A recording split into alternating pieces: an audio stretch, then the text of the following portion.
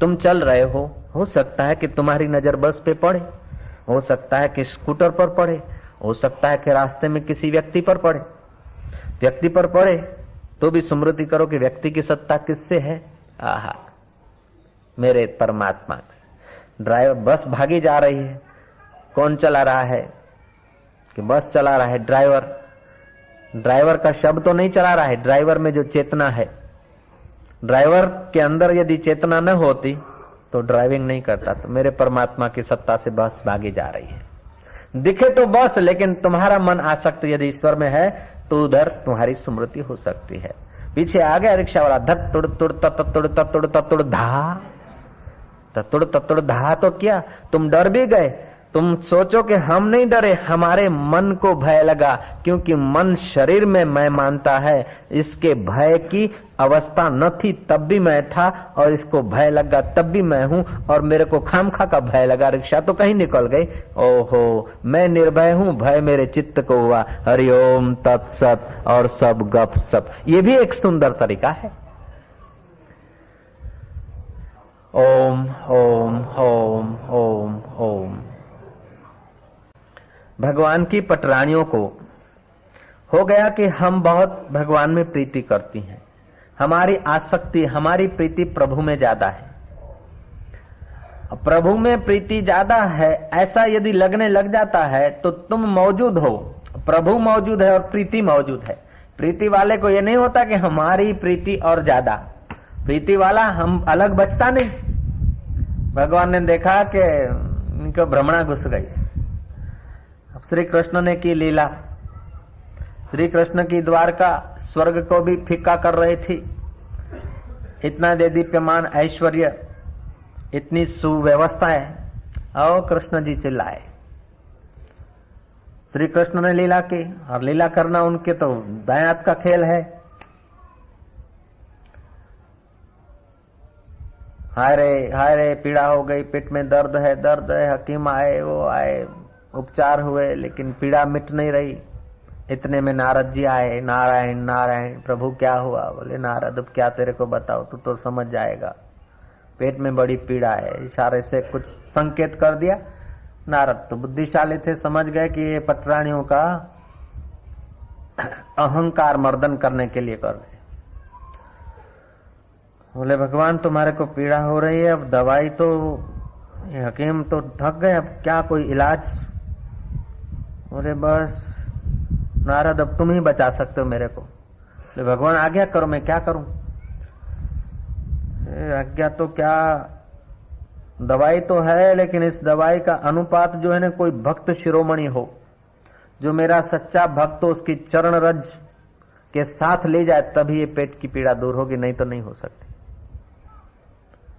पटरानी को कहा दे दो, तुम भगवान के भक्त हो, तुम खास हो, जरा दे दो अपनी चरण रज। बोले भगवान को हम अपनी चरण रज दे? हमको कोई नरक में जाना है? हमको कोई अपना नाक कटवाना है?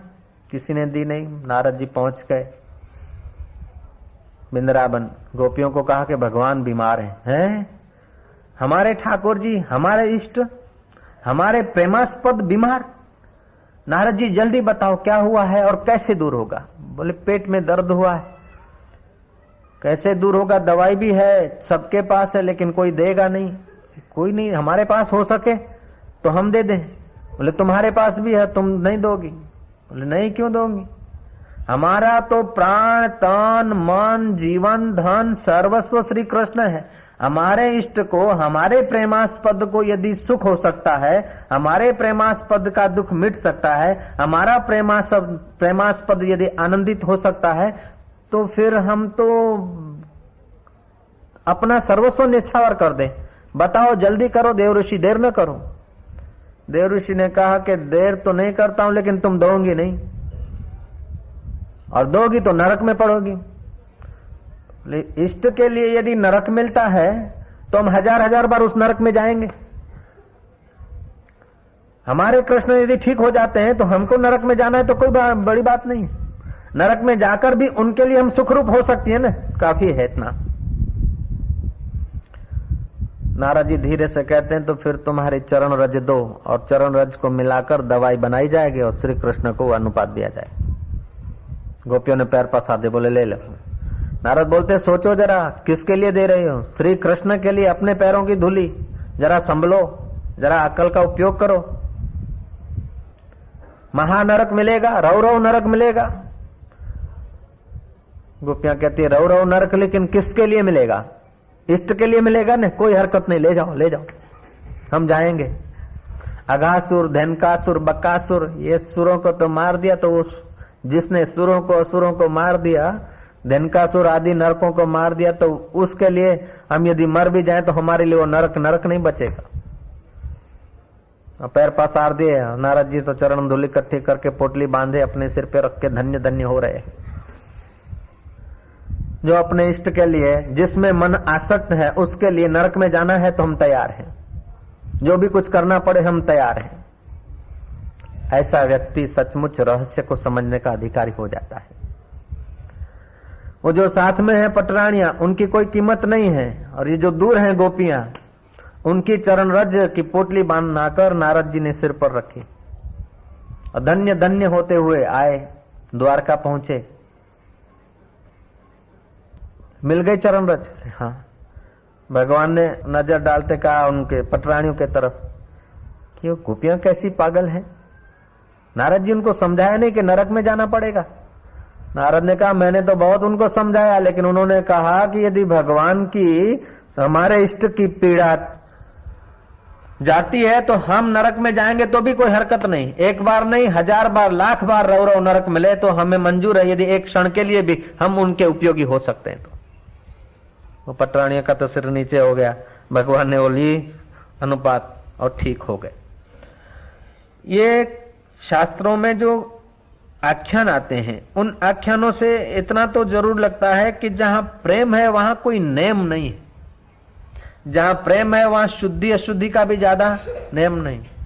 और जिसको भगवान अपना मानता है, उसके अहंकार को और उसकी ब्रह्मणा को निवृत्त करने के लिए भगवान भक्त की चरण रज भी ले लेते। भक्त मेरे शिरोमणि, मैं भक्तन को दास। उठ बंदरी बैठ बंदरी, जैसे भगवान को नचाना चाहो ऐसे नाचने को भी तैयार है। प्रेम में इतनी शक्ति होती।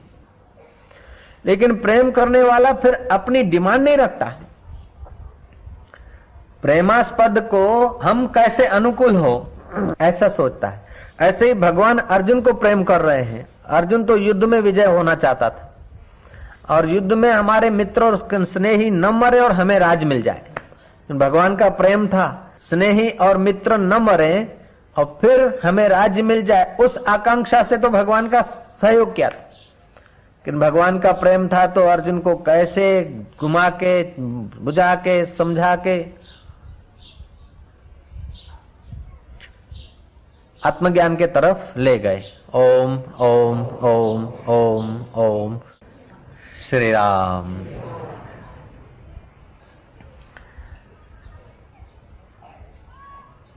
पहला श्लोक है, मया सक्तमना पार्थ योगम युंजन मदाश्रया असंशयम समग्र माम यथा ज्ञासति तत्सृणु। हे पार्थ, अनन्य प्रेम से मुझ में आसक्त चित्त तथा अनन्य भाव से मेरे परायण होकर योग में लगा हुआ तू जिस प्रकार से संपूर्ण विभूति, बल, ऐश्वर्य आदि गुणों से युक्त सबके आत्मरूप मुझको संशय रहित जानेगा, उसको सुन।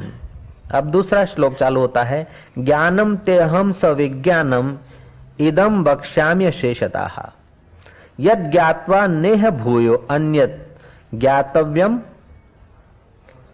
वशिष्यते। मैं तेरे लिए इस विज्ञान सहित तत्व ज्ञान को पूर्णतया कहूंगा, जिसको जानकर संसार में फिर और कुछ भी जानने योग्य शेष नहीं रहता। उदालक ऋषि का पुत्र पढ़ने गया, 18 पुराण पढ़कर आया, वेद की ऋचाएं उच्चारण करने की कला सीख कर आया, बहुत कुछ पढ़कर आया। जब पिता के पास पहुंचा, पिता ने देखा कि कुछ अकड़ लेकर आया है, उदालक ऋषि समझू थे, उनके पास मास्टर की थी और इसके पास अनेक कुंजियां थी। 18 पुराणों की कहानियां, कथाएं थी, कर्मकांड था, होम हवन की टल जानता था, ये सब कुछ जानता था, लेकिन जिससे सब जाना जाता था उसको नहीं जानता था, बाकी सब जानता था। अकड़ के खड़ा हो गया। पिता समझ गए कि ये विद्या प्राप्त करके नहीं आया, अविद्या की सूचना इकट्ठी करके आया। मजे की बात है कि जो आदमी रहस्य समझ जाता है ना, तो समझने वाला स्वयं नहीं बचता, स्वयं भी रहस्यमय हो जाता है।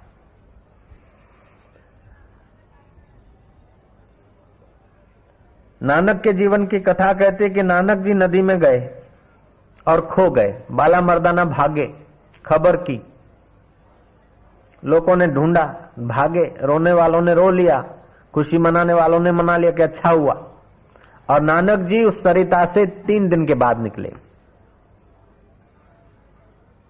और नानक जी का निकलना, उनका पहला वचन है जप जी, और जप जी में पहला वचन है एक ओंकार। वो एक है, ओमकार है, अनाहत है, वो अनद सुनो वड भाग्या सकल मनोरथ पूरे। वो एक परमात्मा है। अब उस एक को न जाना तो चित्त में, मन में जितनी कल्पनाएं हैं, किसी के मन की, मास्टर के मन की, अथवा इस जगत की जानकारी की जो कल्पनाएं, वो मन में कल्पनाएं भरी जाती है, बुद्धि में कल्पनाएं भरी जाती है। और मन और बुद्धि में कल्पनाएं इतनी भर दी है कि मन बुद्धि इतना परेशान हो गए कि उनमें रखने की जगह नहीं, नींद भी नहीं आती। अब मन और बुद्धि को जहां से सत्ता आती है, उस सत्ता को न जानकर मन और बुद्धि में कल्पनाएं भर ली, ये है ऐहिक ज्ञान। और मन बुद्धि को जिससे सत्ता मिलती है, उस चैतन्य को मैं रूप में जिसने जान लिया, वो हो गया परमार्थिक ज्ञान। परमार्थिक ज्ञान को छोड़कर ऐहिक ज्ञान से वो अपनी खोपड़ी का टोपला भर के आया था। उदालक ने पूछा कि बेटा तू पढ़ के आया? हाँ पढ़ के आया हूं। अब वो श्वेत केतु के मन में ऐसा रहा कि कुछ जानते नहीं। जैसे आजकल के बच्चे थोड़ा पढ़ लेते ना, तो माँ बाप को तो ऐसे ही लल्लू पंजू समझते, डोशी तने शू खबर पड़े, क्योंकि मम्मी या डैडी पढ़े हुए 7वां और 9वां, और हम तो बीए हो गए, हम तो बीएड हो गए, हम तो एमए हो गए, ऐसा भूत घुस जाता है। लेकिन उनमें जितनी कुर्बानी है, उनमें जितनी सहन शक्ति है, उनमें जितनी उदारता है, उनमें जितनी सरलता है, क्या आज के बच्चों में ऐसी सरलता है? जितनी हमारे माँ बाप में थी उतनी हम में नहीं, और जितनी हम में है उतनी हमारे बच्चों में नहीं दिख रही, क्योंकि सूचनाएं का बोझा बढ़ गया। श्री राम। कल्पनाएं और सूचनाएं एकत्रित करके आदमी अहंकारी हो जाता है, और सच्चा ज्ञान यदि अर्जित होता है तो आदमी का अहंकार गायब हो जाता है। तो समझता कि जो कुछ जानकारी है इसकी कोई कीमत नहीं है, सारी जानकारी रोटी कमाने की और इस शरीर को सुख दिलाने की। आज का नॉलेज, आज के सर्टिफिकेट, आज का प्रमाण पत्र और आज की साइंस सब दौड़ धूप करने के बाद बहुत बहुत तो शरीर को रोटी, कपड़ा, मकान, ऐहिक सुख में गरकाव करने के लिए है। जिस शरीर को जला देने का है उसी शरीर को संभालने के लिए की पूरी साइंस है, सारा निचोड़। बड़े से बड़े विज्ञानी को पकड़ लाओ, अधिक से अधिक साइंटिस्टों को इकट्ठा कर दो और उनसे तुम पूछो कि भगवान के भक्त अथवा सतगुरु के सत शिष्य को ध्यान के समय जो सुख मिलता है वो क्या आज तक तुमको मिला है? सत शिष्य को जो शांति मिलती है, आनंद मिलता है, वो तुम्हारे इस विज्ञान के सब साधनों को जोड़ दिया जाए तब भी किसी आदमी को वो आनंद मिल सकता है?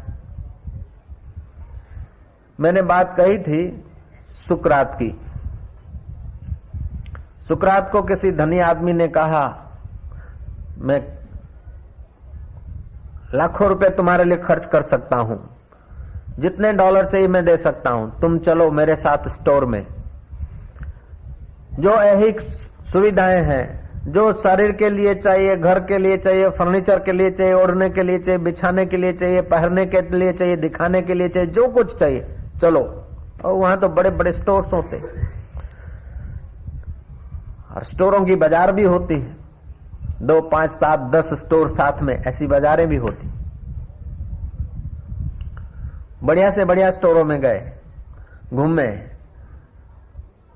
सुकरात फिर बाहर निकले और खूब मजे से नाचे। धनी आदमी को चिंता हो गई कि क्या हो गए, पागल तो नहीं हो गए, क्यों नाच रहे हो, क्या क्या बात है? बोले तुम इतने धन डॉलर कमाने के लिए परिश्रम करो, ये डॉलर फिर इकट्ठे करो, फिर इन डॉलरों को खर्च करो, इन रुपयों को, और ये रुपए खर्च कर घर में सामान लाओ, और इतना होने के बाद भी तुम सुखी होना चाहते हो। तुम्हारे पास वो सुख नहीं जो मैं इनके बिना भी बढ़िया सुख ले रहा हूं, उस बात पर मैं खुशियां मना रहा हूं।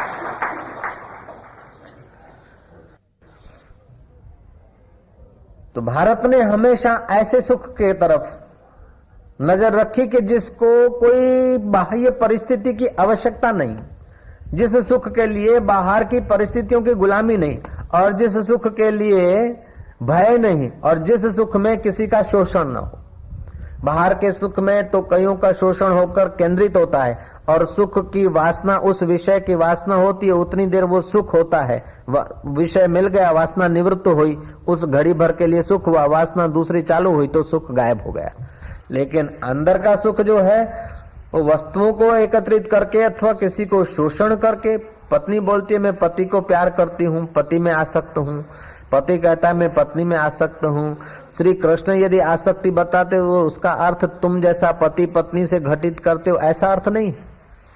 श्री कृष्ण बोलते मेरे में आसक्त मन हो, तो जैसे पति में आसक्त पत्नी का मन है, अथवा पत्नी का मन आसक्त पति में, अथवा मित्र का मन आसक्त मित्र में है, ऐसी आसक्ति नहीं, ये लुंडी आसक्ति है, टूंकी आसक्ति है ये देह की। और इस देह की आसक्तियां तो दूर होता है तो प्रेमी प्यारा लगता है, और नजदीक होता है तो प्रेमी के दोष दिखते। और इसमें वो प्रेमी दूर होता है तो विरह होता है, और नजदीक होता है तो प्रेम करने वाला प्रेमी का स्वरूप बन जाता है। इतना फर्क होता है। बाहर का मित्र दूर होता है तो उसके लिए तड़फ होती है, और नजदीक आता है तो फिर घृणा आ जाती है। और भीतर का प्रेमी में दूर होता है तो विरह होता है, और नजदीक आता है तो घृणा नहीं होती, नजदीक आता है तो अहम गुल मिलके उस परब्रह्म परमात्मा में विलय हो जाता है। तो यहां कहते मैं तेरे लिए इस विज्ञान सहित, अब विज्ञान और ज्ञान में क्या है? आत्मा के बारे में सुनना ज्ञान है। आत्मा एक रस है, अखंड है, चैतन्य है, शुद्ध है, सब देवी देवता मनुष्य देव दानव गंधर्व किन्नर सब में सत्ता उसकी है, ये हमने सुना। चैतन्य मात्र है, ये हमने सुना, ये तो हुआ ज्ञान। लेकिन उसको अपरोक्ष रूप से अनुभव किया, उसको बोलते हैं विज्ञान। तो कृष्ण कह रहे हैं कि ज्ञान और विज्ञान, मैं तेरे लिए इस विज्ञान सहित तत्व ज्ञान को, विज्ञान सहित, केवल तत्व ज्ञान नहीं, विज्ञान सहित तत्व ज्ञान को पूर्णतया कहूंगा, जिसको जानकर संसार में फिर और कुछ भी जानने योग्य शेष नहीं रहता। उदालक पूछते हैं श्वेत केतु को कि बेटा ऐसा कुछ तूने जाना है कि जिससे सब जाना जाए? 18 पुराण तो जानता हूं, होम हवन भी जानता हूं, लेकिन ऐसा मैं नहीं जानता हूं जिससे सब जाना जाए। तो पिता बोलते तो फिर तू क्या जान कर आया, क्या पढ़ कर आया? मास्टर लोग जो जानते थे, संस्कृत के विद्वान जो जानते थे, सब पढ़ा दिया। तो जाओ जांच करो, ऐसा भी कुछ है जिससे जाना जाए, जिसको जानने से सब जाना जाता है, उस एक को जान कर आओ। श्वेत केतु वापस गया गुरुओं के पास। मैं वर्षों तक आपके पास रहा, आपने बहुत कुछ मुझे जानकारियां दी, बहुत कुछ ज्ञान दिया, लेकिन मेरे पिता कहते हैं कि ऐसा भी कुछ है कि जिस एक को जानने से सब जाना जाता है। मास्टर कहते कि उसको तो तूने सुना ही नहीं, उसको तूने पूछा ही नहीं, और वो हमारे बश का भी नहीं। हम तो अनेक जानकारियां दे सकते हैं, अनेक जानकारियां जहां से आती है उसके विषय में तूने पूछा भी नहीं, और हम ठीक से तुझे बता भी नहीं सकते। तूने पूछा कि बारिश कैसे होती है, तो हमने कहा कि सूरज तपता है, स्टीम होती है, और स्टीम आकाश में उड़ती है, फिर बारिश होती है। गंगा समुद्र के तरफ क्यों भागती है? क्यों? ऊंचाई पर बहता है पानी और नीचाई की तरफ जाता है, जो जहां से आता है वो वहीं भागता है। ऐसे ही आदमी का वास्तविक स्वरूप जो है ना सुख रूप है। आपके मन की उत्पत्ति सुख स्वरूप परमात्मा से हुई है, इसलिए मन सुख की तरफ भागता है। और सच्चा सुख जब तक नहीं मिलेगा तब तक बाहर की परिस्थितियां पैदा करके भागता रहेगा। खैर, उन गुरुओं को छान मारा, श्वेत केतु नहीं जान पाए, आखिर विनम्र हुए। जो जानकारी का अहंकार था, मैं कुछ जानता हूं, पुराण वेद शास्त्र जानता हूं, ये जो अहम था उसका अहम मिट्टी में मिल गया। बोला पिताजी अब आप ही वो बताओ जिसको जानने से सब जाना जाता है। उदालक ऋषि प्रसन्न हुए। अहंकार निवृत्त होता है अथवा विनम्रता होती है, तभी ज्ञान सहित विज्ञान टपकता है। ज्ञान तो ऐसे मिल सकता है, लेकिन विज्ञान जो है, तत्व ज्ञान का निष्ठा जो है, वो तो बुद्ध पुरुषों के आगे हमारी विनम्रता होती है। पहले के जमाने में सूफी संत, एक बात आप समझ लेना कि संसार को जानना हो तो आपको संशय करना पड़ेगा, ये कैसे हुआ, वो कैसे हुआ, वो कैसे हुआ। और सत्य को जानना है तो आपको सतगुरुओं के वचन स्वीकार करने पड़ेंगे।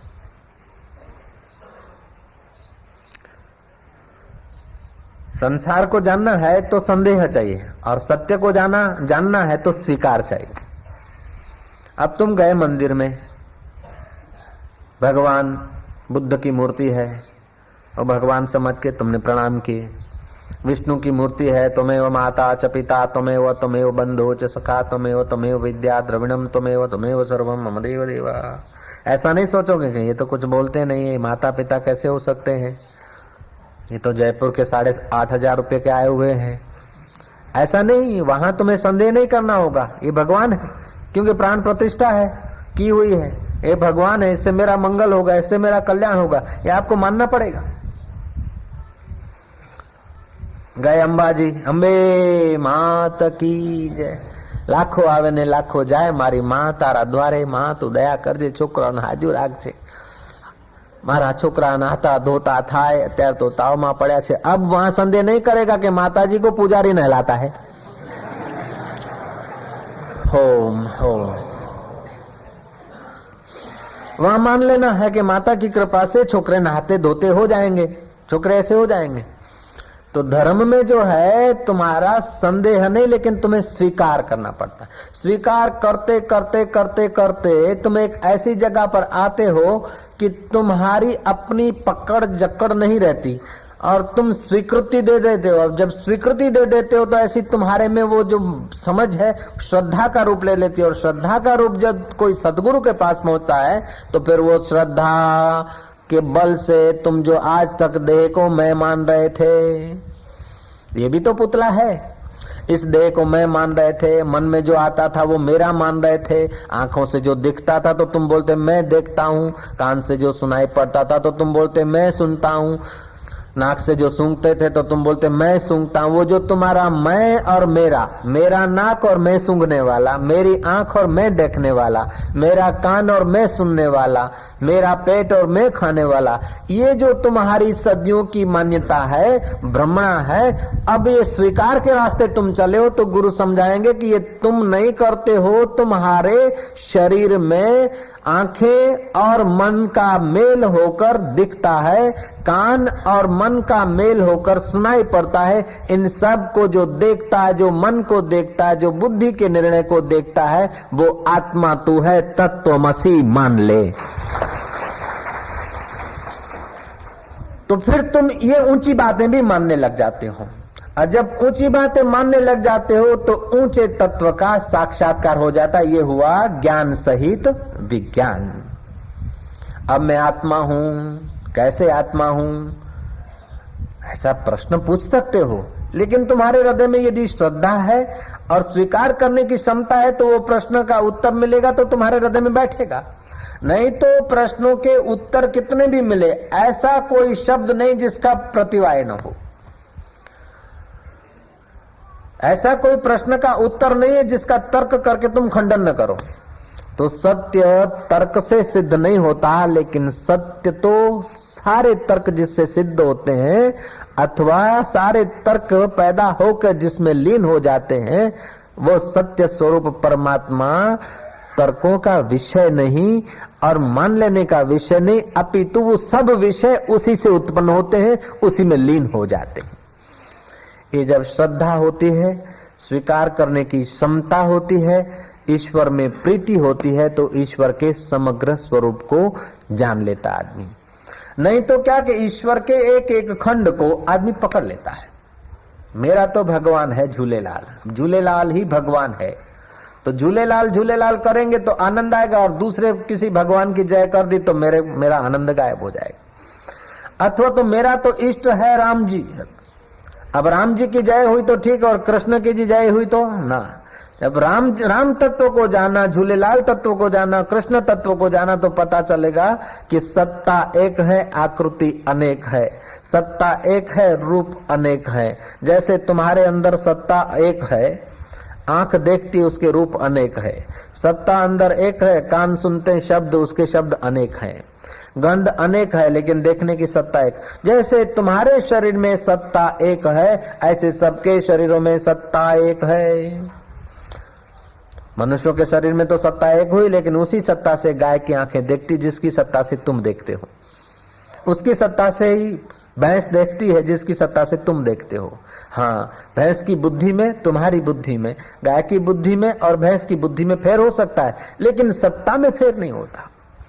तो इस सत्ता का स्वरूप समझ में आ जाए, सामान्य ज्ञान, तो विशेष ज्ञान में विचित्रता होती है, सामान्य ज्ञान में विचित्रता नहीं होती। सामान्य ज्ञान सर्वत्र सम है, एक जैसा है, और वो सदा एक रस है। उस एक रस को योगी जानकर निर्द्वंद होता है, निशंक होता है, और फिर उसका जीवन बड़ा रहस्यमय जीवन होता है, अद्भुत जीवन होता है।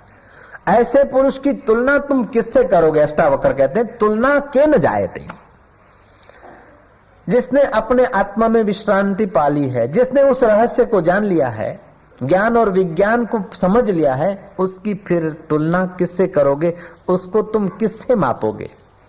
वो एकमेव अद्वितीय तत्व का साक्षात्कार किया हुआ जो पुरुष है, जो योगी है, योगी कहो, भक्त कहो, ज्ञानी कहो, उस तत्व का साक्षात्कार करने के 3 रास्ते प्रचलित है। भक्ति के द्वारा, निष्काम कर्म के द्वारा, कर्म योग के द्वारा, अर्थात योग, भक्ति और ज्ञान। ज्ञान, भक्ति और योग। कोई भक्ति प्रधान होता है तो भक्ति करते करते, जैसे नरसिंह मेहता आत्मज्ञान को पहुंचे, तो फिर नरसिंह मेहता ने कहा कि आत्म तत्व चीन्यो नहीं, त्या लगी साधना सर्व जूठी। योग करते करते बुद्धि योग में स्थिर हो गई, उस परमात्मा महिमा का स्वाद आने लगा, बुद्धि में शांति, सुख, समर्थता आ गई। फिर जब व्यवहार में आए तो भेद चालू हो जाएगा। तो योग के द्वारा, योग करते करते भी तत्व ज्ञान पाना होता। तीसरा होता है सीधा रास्ता, सब में वही है, एक में सब, सब में एक, ऐसा विचार सुनते सुनते, उन विचारों को दृढ़ करते करते आत्मज्ञान के रास्ते चल पड़े और ज्ञान सहित विज्ञान हो गया, तो वो आदमी ज्ञान मार्ग से तत्व का, परमात्मा का साक्षात्कार किया। अब जब तक शरीर है, चाहे भक्त हो, चाहे योगी हो, चाहे ज्ञानी हो, शरीर है तो कभी हानि, लाभ, यश, अपयश, मान, अपमान, धन हानि, पुत्र हानि अथवा पुत्र प्राप्ति आदि सब हो सकता है, जैसे संसारी होता है। भक्त होगा तो बोलेगा भगवान जो कुछ करता है मेरे भले के लिए करता है, भगवान का स्मरण करके वो मौज में रहेगा। योगी होगा तो तुरंत ध्यान में चला जाएगा, और ज्ञानी होगा तो सब बोलेगा ये प्रकृति में हो रहा है, मैं सब का दृष्टा, साक्षी, असंग हूँ।